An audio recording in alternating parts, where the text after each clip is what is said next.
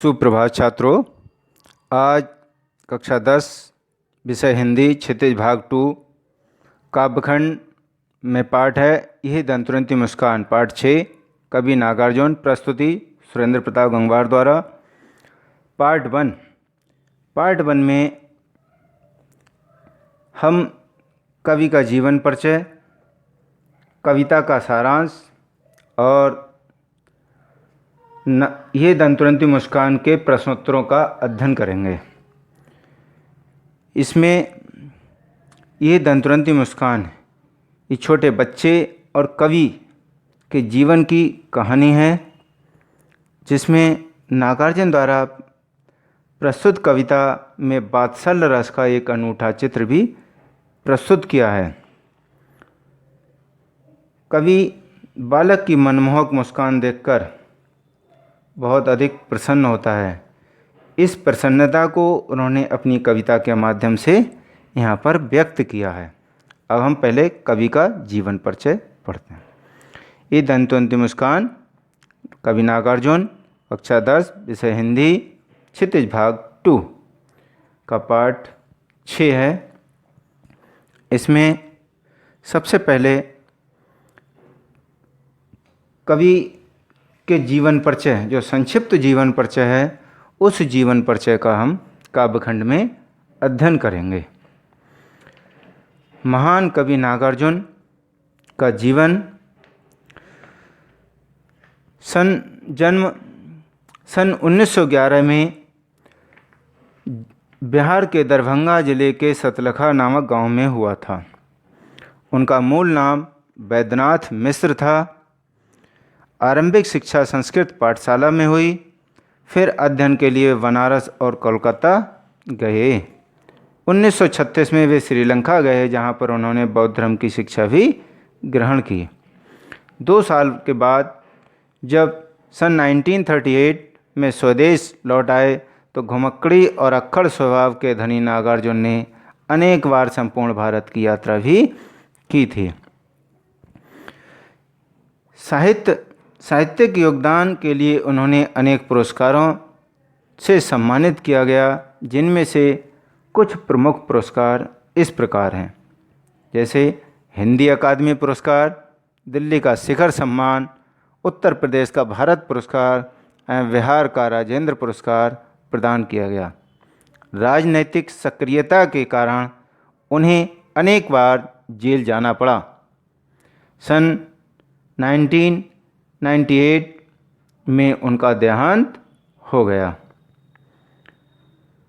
नागार्जुन की प्रमुख काव्य कृतियाँ हैं, जिसमें युगधारा, सतरंगे पंखों वाली, हजार हजार बाहों वाली, तुमने कहा था, पुरानी जूतियों का कोरस, आखिर ऐसा क्या कह दिया मैंने, मैं मिलिट्री का बूढ़ा घोड़ा, ये प्रमुख इनकी रचनाएं थीं।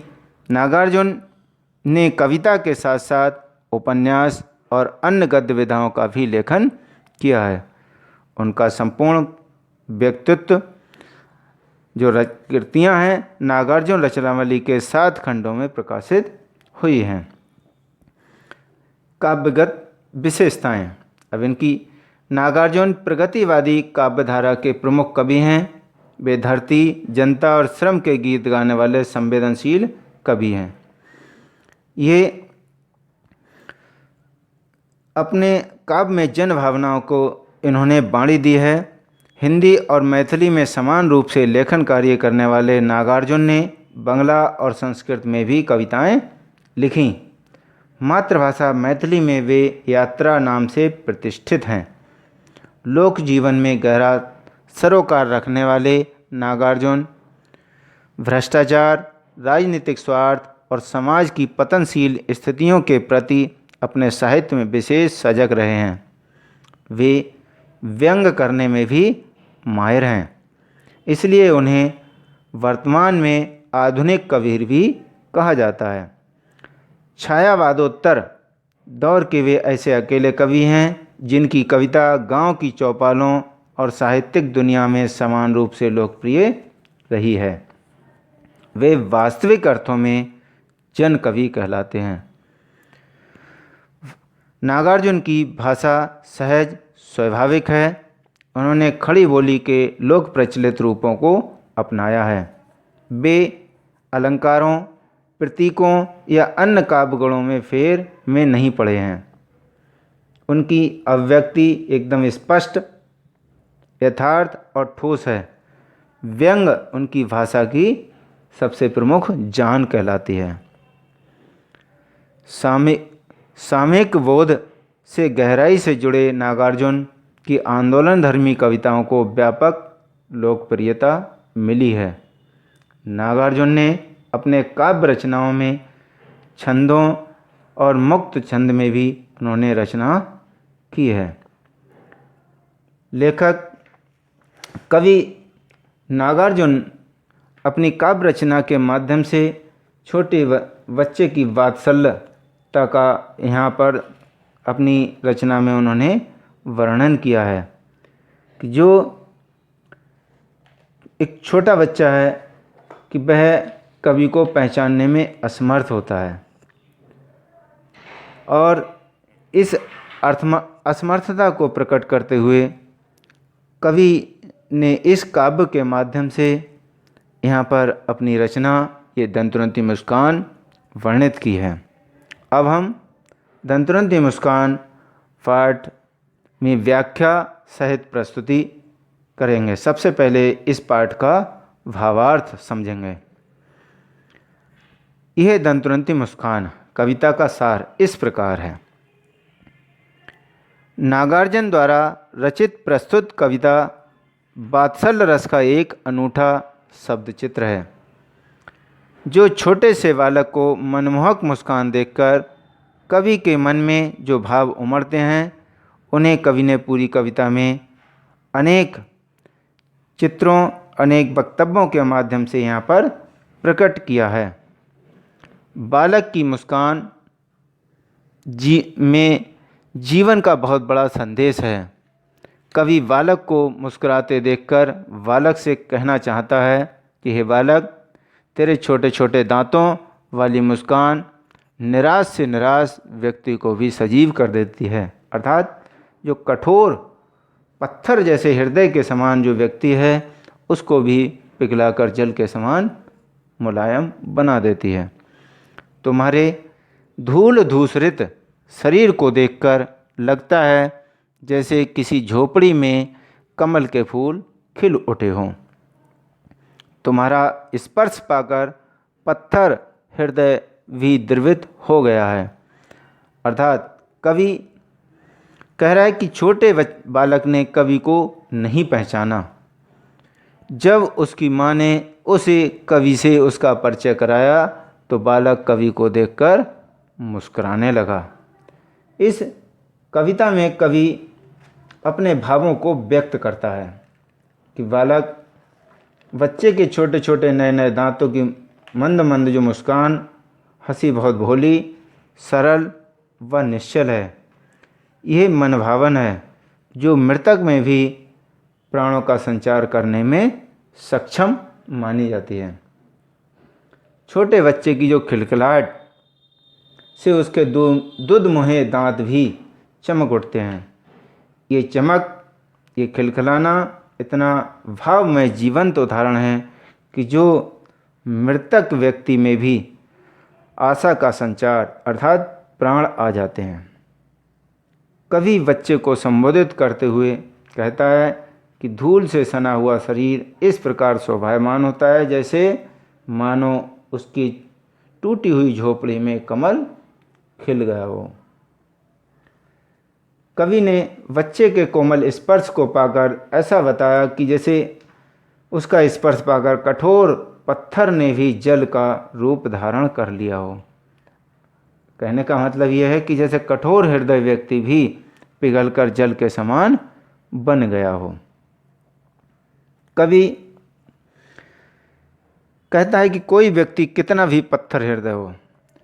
अब इसमें ये जो चित्र है उसके कवि का और उसकी बच्चे की माँ और बच्चे का चित्र है। अब हम पहले पद का सस्वर वाचन करेंगे। तुम्हारी यह दंतुरंती मुस्कान मृतक में भी डाल देगी जान। धूल धूसर तुम्हारे ये गात, छोड़कर तालाब मेरी झोपड़ी में खिल रहे जलजात। परस पाकर तुम्हारा ही प्राण, पिघल कर जल बन गया होगा पाषाण। इसका दंत्रति मतलब बच्चे के नए नए दांत। धूल धूसर गात माने धूल मिट्टी से सना हुआ उसका शरीर। जलजात कमल का फूल। परस माने स्पर्श। पाषाण मीन्स पत्थर।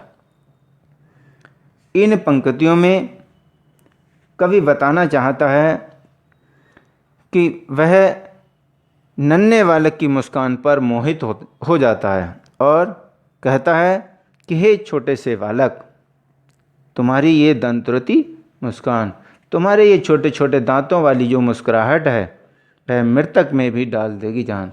कि मृतक अर्थात निराश व्यक्ति के मन में भी या उसके हृदय में भी जीवन का संचार करने वाली है। धूल धूसर तुम्हारे ये गात, तुम्हारा मिट्टी से सना हुआ ये शरीर देखकर मुझे ऐसा लगता है कि जैसे झोपड़ी में कमल के फूल खिल रहे हों। तुम्हारा, अब इसमें क्या है, परस पाकर तुम्हारा ही प्राण। कवि कहना चाहता है कि जैसे तुम्हारा कोमल स्पर्श पाकर तो, तुम्हारा स्पर्श पाकर तो, तुम्हारा जो कोमल है मुलायम है स्पर्श पाकर तो पिघल कर जल बन गया होगा कठिन पाषाण।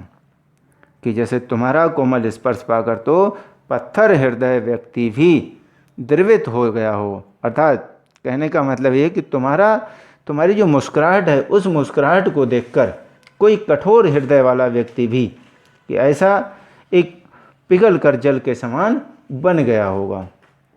कि जो कवि जिस तरीके से मेरी जो स्थिति है कि मेरी स्थिति के समान अन्य जो निष्ठुर व्यक्ति हैं वह निष्ठुर व्यक्ति भी इसी प्रकार से उसमें पिघलकर जल के समान मुलायम हो जाएंगे। जैसे जब हम बच्चे की मुस्कुराहट देखते हैं तो उससे अचानक अनायास ही हम उसकी खिलखिलाहट में स्वयं को न रोकते हुए हंसने के लिए विवश हो जाते हैं।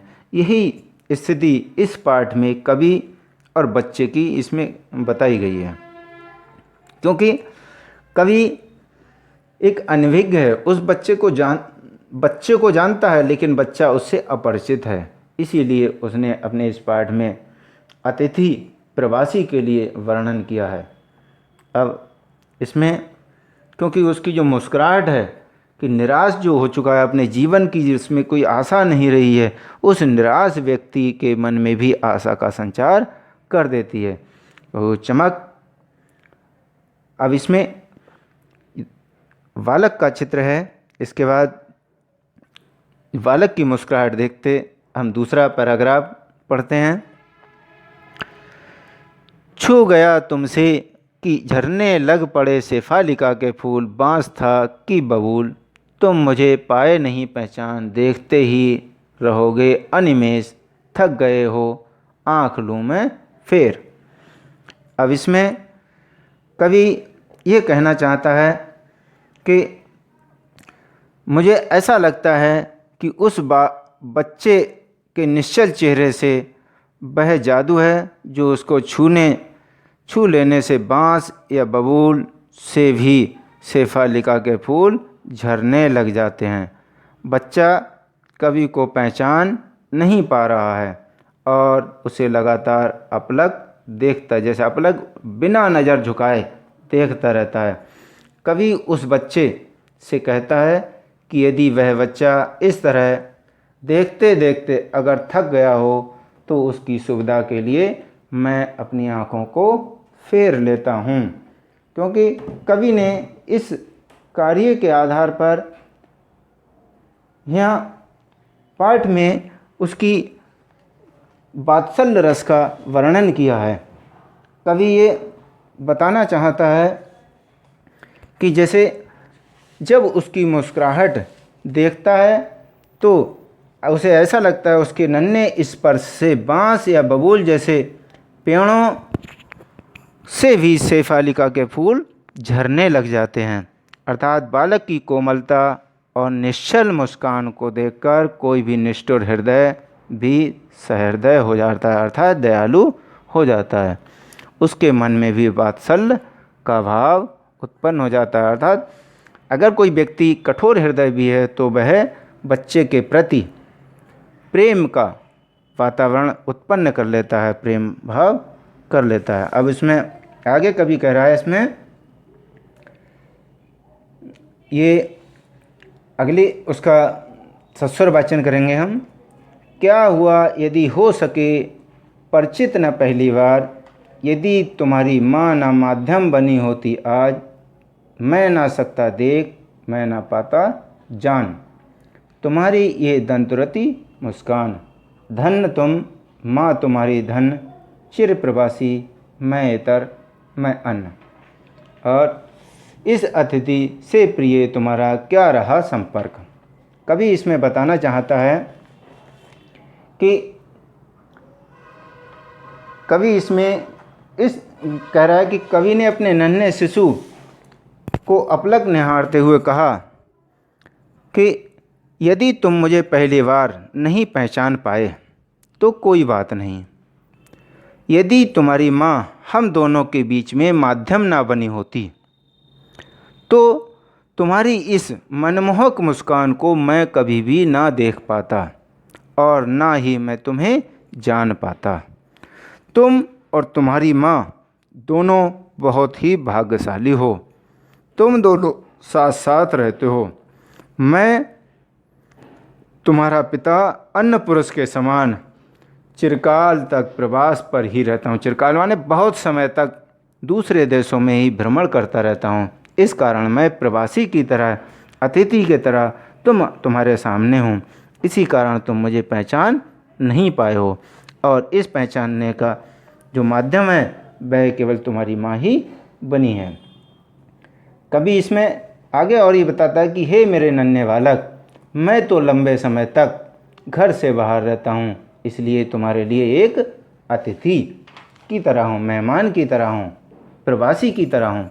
इसमें कवि ने स्वयं को चिरप्रवासी क्यों कहा है? इसका आंसर इस प्रकार हो सकता है, क्योंकि वह अधिकतर घर से बाहर रहता है। लगातार लंबी यात्राओं के कारण कवि अपने बालक के लिए अपने स्वयं को अतिथि की तरह अनुभव करता है। कवि की मध्यस्थता कैसे स्पष्ट किया है? इसमें प्रस्तुत पद्यांश में माँ ने कवि की मध्यस्थता को कैसे स्पष्ट किया है? आंसर है इसका, कवि अधिकतर घर से बाहर रहता था, इसलिए उसका बालक उसको पहचानने में असमर्थ है। ऐसी स्थिति में बालक की माँ उसका परिचय पिता से कराती है। यही माँ की मध्यस्थता मानी जाती है, क्योंकि कवि स्वयं को अतिथि मान रहा है। अतिथि क्योंकि अधिकतर वह लंबे समय तक बाहर रहता है। अब हम अगले पैराग्राफ का अध्ययन करते हैं। यह सस्वर वाचन करेंगे इसका। अंगुलियां माँ की कराती रहीं मधुपर्क, देखते तुम इधर कनखी मार, और होती जब की आंखें चार, तब तुम्हारी दंतुरती मुस्कान मुझे लगती बड़ी ही छविमान। अंतिम पद्यांश में कवि कहना चाहता है कि हे बालक, हे छोटे से बालक, मैं तो लंबे समय तक घर से बाहर ही रहता हूँ, इसलिए तुम्हारे लिए एक अतिथि की तरह हूँ, एक प्रवासी की तरह हूँ, परदेसी की तरह हूँ। तुम्हारा परिचय तो तुम्हारी माँ से ही है, क्योंकि तुम्हारी माँ तुम्हें अपनी अंगुलियों से मध पर्क का पान कराती रहती हैं, मीठे पर्क का पान कराती रहती हैं। तुम्हारा परिचय इसी से है। तुम मुझे तिरछी निगाहों से देखकर शायद मुझसे यही पूछ रहे हो कि मैं इतने दिन तक कहाँ रहा। कह रहे हैं होती जब आंखें चार, तब तुम्हारी दंतुरती मुस्कान और इधर कनखी मार। कभी इसमें ये पूछना चाहता है, कह रहा है कि तुम, बालक मुझसे कह रहा है कि तुम इतने दिन तक कहाँ रहे हो, तुमसे मिलने क्यों नहीं आए, कि तुम मिलने क्यों नहीं आए। इस तरह जब हम दोनों की निगाहें आपस में एक दूसरे से मिल जाती हैं जब होती हैं आँखें चार का मतलब है जब हम दोनों की दोनों निगाहें मिल जाती हैं तब तुम मुझसे मुस्कुराने लग जाते हो, मुझे देखकर बार बार मुस्कुराते हो। तब तुम्हारी ये दंतुरंती मुस्कान, उस समय तुम्हारी ये मुस्कान मुझे बहुत ही छविमान का मतलब बहुत ही सुंदर लगने लग जाती है। अब इसमें कवि ने मधुपर्क से कवि का क्या आशय है। मधुपर्क का मतलब है दूध, दही, घी, शहद, शक्कर, इन पांचों चीज़ों का उसमें सम्मिश्रण होता है, मधुपर्क कहलाता है। इसमें ये वर्ड मीनिंग है। वर्ड मीनिंग का हम एक बार दोबारा से इसका अभ्यास करेंगे और साथ साथ अब ये कविता की जो व्याख्या है कि उसमें क्या क्या बताया गया है। तुम्हारी ये दंतुरंती मुस्कान मृतक में डाल देगी जान, यहाँ पर एक अतिशयोक्ति अलंकार है, बहुत बढ़ा चढ़ाकर कवि ने यहाँ वर्णन किया है, क्योंकि मृतक में कुछ जान डालने वाला किसी की मुस्कुराहट कभी भी संभव नहीं हो सकती। परस पाकर तुम्हारा ही प्राण पिघल कर जन बन गया होगा कठिन पाषाण, इसमें उत्प्रेक्षालंकार है। ज्यों जन मानो जन जानो जहाँ पर आते हैं वहाँ उत्प्रेक्षालंकार होता है। बांस या बबूल के समान नीरस शुष्क ठूंठ रूपी हृदय से फालिका के झरने लगे, कल्पना अंतर सुखानुभूति को स्पष्ट करती है। आँख फेर लेना यहाँ पर मुहावरे का प्रयोग है, जिस कारण कवि ने बीच बीच मुहावरों और अलंकारों का प्रयोग करते हुए अपनी भाषा और कविता को सुंदर बना लिया है। अब हम प्रश्नोत्तर